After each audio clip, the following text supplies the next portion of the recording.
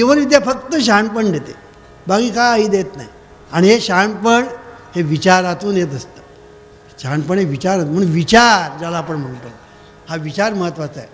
या विचारांचं महत्त्व किती सांगू मी तुम्हाला. या विचारांचं महत्त्व असं आहे की तुम्ही जो विचार धराल त्याप्रमाणे तुमच्या जीवनाला आकार प्राप्त होईल. As you think so you become. तुम्ही जसे विचार कराल तसा तुमच्या जीवनाला आकार प्राप्त होईल. माझं नशीबच फुटकं, माझ्या दैवातच आहे असं, देवाने माझ्यावर कोपच केलेला आहे असं जर तुम्ही म्हणत बसलात तर शंकर म्हणतो तथास्तु, तसंच होईल. तथास्तु म्हणजे काय? जसा तू विचार करतोस तसा. तथास्तु याचा अर्थ जसा तू विचार करतोस तसा, तसा तू होशील. आणि म्हणून नशीब फुटकं, नशीब फुटकं म्हणशील ना, तुझं नशीब फुटकंच राहील. आणि म्हणून विचार करताना असा विचार करा, असा विचार करा की तो विचार तुम्हाला सर्वांच्या पुढे घेऊन जाईल. कळलं की नाही? म्हणून डिझरेली नावाचा एक पंतप्रधान होऊन गेला इंग्लंडचा. ज्या राज्यावर सूर्य मावळत नव्हता अशा वेळचा इंग्लंडचं राज्य, त्यावेळचा पंतप्रधान डिझरेली. तो असं म्हणतो, फार सुंदर वाक्य, ऐकून घ्या, घरी गेल्यानंतर लिहून घ्या आणि पुन्हा पुन्हा ते लक्षात ठेवा, स्मरणात ठेवा. Nurture your mind with great thoughts for you will never go any higher than you think. बघा पुन्हा सांगतो, nurture your mind with great thoughts for you will never go any higher than you think. Nurture your mind म्हणजे तुझं जे मन आहे ना, ते मन, त्या मनामध्ये चांगले विचारांचं परिपोषण कर, चांगल्या विचारांचं पोषण कर. नर्चर विथ ग्रेट थॉट्स, मोठे विचार तू मनामध्ये बाळगायला शिक, मोठे विचार. कारण you will never go any higher than you think. तू जे विचार करतोस त्याच्या पलीकडे तू कधीही जाऊ शकणार नाही, हे तू लक्षात ठेव. तू जे विचार करतोस त्याच्या पलीकडे तू कधी जाऊ शकणार नाही. म्हणून आपल्याकडे एक म्हण आहे, सरड्याची धाव कुंपणापर्यंत, की सरडा धावून धावून कुंपणापर्यंत धावतो. तसं आपली जी धाव आहे ती, आपली बुद्धीची धाव त्या विचाराच्या कुंपणापर्यंत असते. त्या विचाराच्या पलीकडे आपल्या बुद्धीची धाव जाणार नाही आणि आपली गती पण त्याच्या पलीकडे जाणार नाही. आणि म्हणून तुमचा विचार मोठा असला पाहिजे, तुमचा विचार मोठा असला पाहिजे. म्हणून जीवनविद्येने मोठा विचार दिला, तूच आहेस तुझ्या जीवनाचा शिल्पकार. दोन विचार दिले एकाच ह्याच्यात, तूच आहेस तुझ्या जीवनाचा शिल्पकार आणि सुख द्या सुख घ्या निसर्गाचा नियम. बघा हे जे दोन विचार जे आहेत हे जर तुम्ही पक्के धरलेत ना, तर कोकणचा कॅलिफोर्निया झालात म्हणून समजा. ते जगाचं आपण नंतर बघू, जग सुखी होईल तेव्हा होईल, पण कोकणचा कॅलिफोर्निया झालाच पाहिजे, संयुक्त महाराष्ट्र झालाच पाहिजे. तसं फार सोपं आहे, कठीण नाही. पहिला विचार बदला, पहिला विचार न बदलता जर तुम्ही प्रगती करत राहाल तर ती प्रगती कुठे जाईल? खूप पैसा मिळवला, तो पैसा जाईल कुठे? दारू पिण्यात, गुटखा खाण्यात, जुगार खेळण्यात, रेसला जाण्यात आणि नको ते धंदे करण्यात. खूप पैसा मिळवला, परिणाम हा. पैसा मिळवल्यानंतर पुढे काय असा ज्याला प्रश्न येतो त्याला जीवनविद्या विचार देते. पुढे काय? इतरांना सुखी करण्याचा प्रयत्न कर, हे पुढे काय. हे आमचे सगळे लोक सुखी माणसाचा सदरा घेऊन फिरत आहेत. का फिरत आहेत? आम्ही सुखी झालो, तुम्ही सुखी व्हा, बस. दुसरं त्यांना काय नाही.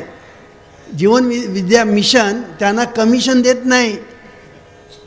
लोक विचारतात, अहो तुम्ही एवढं कष्ट करता, हे करता, तुम्हाला कमिशन काय मिळतं हो? हे जीवनविद्या मिशन आहे, इथे कमिशन नाही. आणि ते का कष्ट घेतात? ते म्हणतात आम्ही सुखी झालो, तुम्ही सुखी व्हा. आणि तुम्हाला सुखी करण्याच्या प्रयत्नामध्ये ते अधिक सुखी होतात. ते अधिक यशस्वी होतात जीवनामध्ये. म्हणून सुख द्या सुख घ्या निसर्गाचा नियम. आणि देवाच्या घरी हाच न्याय आहे. देवाच्या घरी हाच न्याय आहे. म्हणून एके ठिकाणी नामदेव महाराज म्हणतात, घेसी तेव्हा देसी ऐसा असची उदार. देवाच्या घरी हाच न्याय आहे. देव प्रथम तुमच्याकडून घेतो आणि मग तुम्हाला देतो, असं एके ठिकाणी म्हटलेलं आहे नामदेव महाराजांनी. आणि त्यालाच भाव तसा देव असं म्हणतात.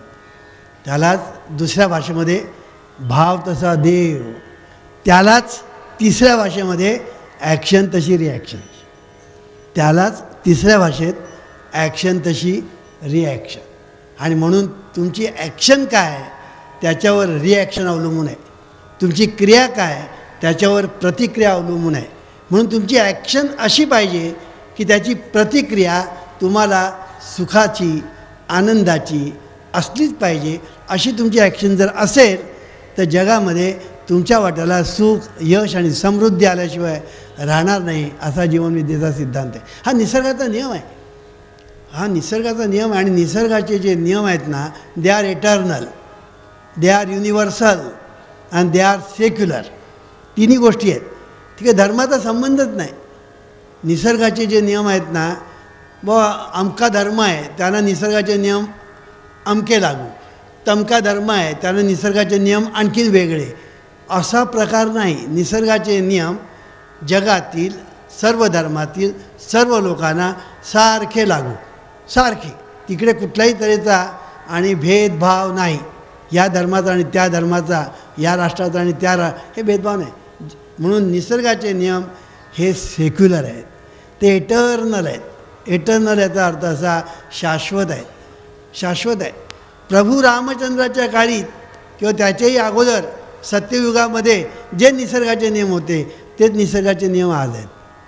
तेच त्रेतायुगात होते, तेच आजच्या युगात आहे आणि पुढेही तेच असणार.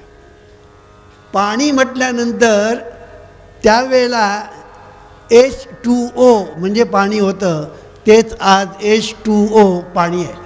त्याच्यामध्ये काही फरक झालेला नाही, हे आपण लक्षात ठेवा. त्यावेळेला जो सूर्य होता तोच सूर्य आज आहे, दुसरा कुठलाही सूर्य नाही. हे जर आपण नीट लक्षात घेतलं तर निसर्गाचे जे नियम आहेत, हे निसर्गाचे नियम हे सर्व धर्मातील सर्व लोकांना सारखे लागू असतात. तिकडे भेदभाव नाही.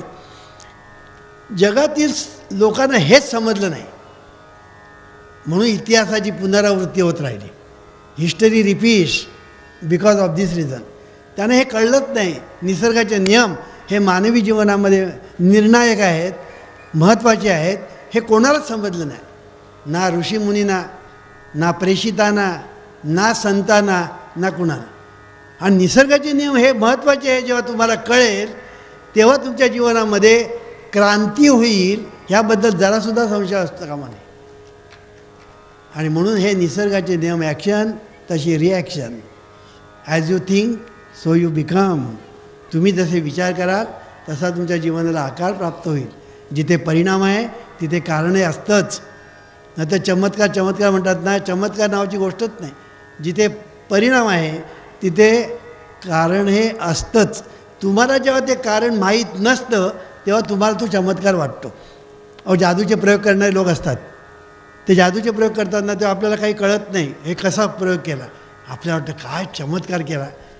पण तो जेव्हा सांगतो मी असा प्रयोग केला तेव्हा आपल्याला वाटतं आपण इतके मूर्ख कसे, आपण इतके मूर्ख कसे, आपल्याला कळलं नाही कसं, आपण फसलो कसे, असं आपल्याला वाटतं. जेव्हा तुम्हाला कारण कळतं तेव्हा तुमचं बुद्धीचं निवारण होतं. पण कारण जर तुम्हाला कळलं नाही तर तुम्हाला तो चमत्कार वाटतो. आणि म्हणून हे चमत्कार वगैरेंच्या नादी लागू नका. कोकणातल्या लोकांचं मी बघितलं, कोकणातले लोक अतिशय बुद्धिमान, अतिशय हुशार. या कोकणाने महाराष्ट्राला खूप चांगली माणसं दिली, हुशार माणसं दिली. पण या कोकणातली माणसं जी आहेत ती अंधश्रद्धेच्या आहारी गेलेली आहेत. आणि आणखीन सांगू का, एकमेकांच्या नेहमी एकमेकांना पाण्यात पाळणारे आहेत.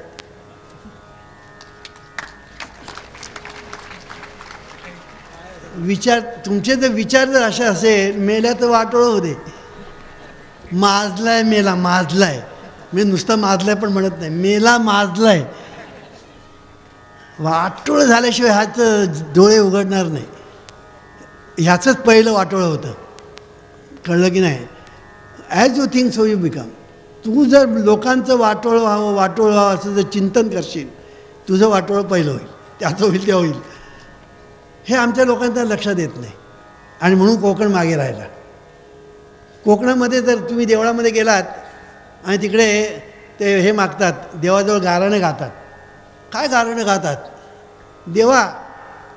आणि तो पुजारी म्हणजे त्या देवाला हुकूमच सोडतो. कळलं की नाही? म्हणजे तो विनंती पण करत नाही. कळलं? तो असा बोलतो की देव म्हणजे आता नोकरच आहे. देवा, महाराजा, होय महाराजा, हा आमचा शेजारी आहे, तो माजला आहे, त्याला पुढली चतुर्थी दिसता कामा नये. होय महाराजा. बाकीचे लोक होय महाराजा. काय विचार, काय विचार, काय की पुढली चतुर्थी याला दिसता कामा नये म्हणजे पुढल्या चतुर्थीपर्यंत हा मेला पाहिजे. काय विचार आहे. असे विचार घेऊन जर तुम्ही जीवन जगू लागलात तर कोकणचा कॅलिफोर्निया या जन्मी तर सोडाच, पण कुठल्याच जन्मी होणार नाही. आणि म्हणून तुम्हाला जर कोकणचा कॅलिफोर्निया व्हायला पाहिजे असेल तर सुख द्या, सुख घ्या, निसर्गाचा नियम. तुम्ही नुसतं जरी चिंतन केलं, देवा माझ्या कोकणातल्या सर्व लोकांचं भलं होऊ दे, एवढं जरी चिंतन केलं ना तरी कोकणचा कॅलिफोर्निया होईल. हे ईश्वरा सर्वांना चांगली बुद्धी दे, आरोग्य दे, सर्वांना सुखात आनंदात ऐश्वर्यात ठेव. सर्वांचं भलं कर, कल्याण कर, रक्षण कर, आणि तुझे गोड नाम मुखात अखंड राहू दे. हे म्हणत राहा, हे म्हणत राहा. हे एवढं तरी तुम्ही म्हणत राहिलात ना, कोकणचा कॅलिफोर्निया होईल. तुम्ही म्हणा वामनराव हे म्हटलं तर कसं होणार? अहो हे तुम्ही जेव्हा म्हणता ना, त्या तोंडात येण्यापूर्वी ते मनात असतं, हे लक्षात घ्या. तोंडात तुमच्या ही प्रार्थना येण्यापूर्वी ती प्रार्थना तुमच्या मनात असते, आणि मनात तुमच्या जी असते ती जनात साकार झाल्याशिवाय राहत नाही. म्हणून म्हटलं मी तुला. काय गंमत आहे की ही प्रार्थना तुम्ही सतत जर म्हणत राहिलात, सतत, तर ही हळूहळू बहिर्मनातून अंतर्मनात जाते, कॉन्शियस माइंडमधून सबकॉन्शियस माइंडमध्ये जाते. आणि एकदा का सबकॉन्शियस माइंडने ही विश्वप्रार्थना धरली की ते सबकॉन्शियस माइंड म्हणजे अंतर्मन ती प्रार्थना तुमच्या जीवनामध्ये साकार झाल्याशिवाय राहत नाही. त्या प्रार्थनेमध्ये तुम्ही जे काही म्हटलेलं आहे ना ते तुमच्या जीवनामध्ये प्रत्यक्ष प्रगट होतं. तुम्ही काय म्हटलं आहे? हे ईश्वरा सर्वांना चांगली बुद्धी दे. बघा त्यांची बुद्धी सुधारते. सर्वांना आरोग्य दे, आरोग्य सुधारतं. सर्वांना सुखात आनंदात ऐश्वर्यात ठेव. त्यांना सुख मिळतं, आनंद मिळतो, ऐश्वर प्राप्त होतं, त्यांना त्यांचं भलं होतं, त्यांचं कल्याण होतं, त्यांचं रक्षण होतं. आणि हे सगळं जे होतं ना ते देवाचं नाम मुखात अखंड घेतल्याने, प्रार्थना अखंड म्हटल्याने हे होतं. आणि म्हणून जी गोष्ट बहिर्मनातून अंतर्मनामध्ये जाते आणि अंतर्मन जे पकडतं ते तुमच्या जीवनामध्ये साकार झाल्याशिवाय राहत नाही. आणि म्हणून विल्यम जेम्स नावाचा एक अमेरिकन फिलॉसॉफर, त्याला असं म्हटलेलं आहे की फादर ऑफ अमेरिकन सायकॉलॉजी असं नाही. तो विल्यम जेम्स असं म्हणतो, the power to move the world is in your subconscious mind which is one with infinite intelligence and boundless wisdom. It is fed by hidden springs and is called the law of life. Whatever you impress, हे महत्त्वाचं आहे, whatever you impress on the subconscious mind, the latter will move heaven and earth to bring it to pass. You must therefore impress it with right ideas and constructive thoughts. काय गंमत आहे, it will move heaven and earth. याचा अर्थ मराठीमध्ये ते आकाश पाताळ एक करील. आपण मराठीमध्ये म्हणतो बघा, ते आकाश पाताळ एक करील. It will move heaven and earth to bring it to pass. आणि ते घडवून आणण्यासाठी ते आकाश पाताळ एक करील, म्हणजे ते घडवून आणणारच. आणि म्हणून कोकणचा कॅलिफोर्निया व्हायला पाहिजे ना, सुरुवात ही प्रार्थनेने म्हणा. कारण प्रार्थना तुम्ही जेव्हा म्हणता तेव्हा पहिली ती मनात असते, तेव्हा तुम्ही मुखाने म्हणता. जर मनातच नसेल तर मुखाने म्हणणार कशी? आणि तुम्ही ज्यावेळेला मुखाने म्हणायला लागता तेव्हा मुखाने म्हणता म्हणता म्हणता म्हणता म्हणता एका बाजूने ते आपल्या या ह्युमन बॉडीच्या डिव्हाइन कॉम्प्युटरला ते फीडिंग करत असतं, आणि दुसऱ्या बाजूने ते समाजाला त्या विचारांचं फीडिंग करत असतं. असं एकाच वेळेला इथे आणि तिथे फीडिंग होत असतं, आणि त्याप्रमाणे आपल्याला रिझल्ट्स मिळत असतात. इट इज सो सिम्पल आणि इट इज सो परफेक्ट. आणि म्हणून हे सर्व जे शास्त्र आहे हे शास्त्र समजावून घ्या. उगीच कुठल्या तरी बुवा बाबा भगताकडे जाऊन अंगारे दुपारे घेऊन आणि ते करणी आणि भरणी आणि ते मूठ मारणं आणि अंगात काढणं ह्याच्या आहारी जाऊ नका. त्याने तुमचा कोकण कॅलिफोर्निया होणार नाहीच, पण तो नायजेरियाचे मागे जाईल. कळलं की नाही? आता हे करायचं की न करायचं हे कोणाच्या हातात आहे? तुझ्या हातात आहे. म्हणून तूच आहेस तुझ्या जीवनाचा शिल्पकार. ईश्वरा सर्वांना चांगली बुद्धी दे, आरोग्य दे, सर्वांना सुखात आनंदात ऐश्वर्यात ठेव. सर्वांचं भलं कर, कल्याण कर, रक्षण कर, आणि तुझे गोड नाम मुखात खंड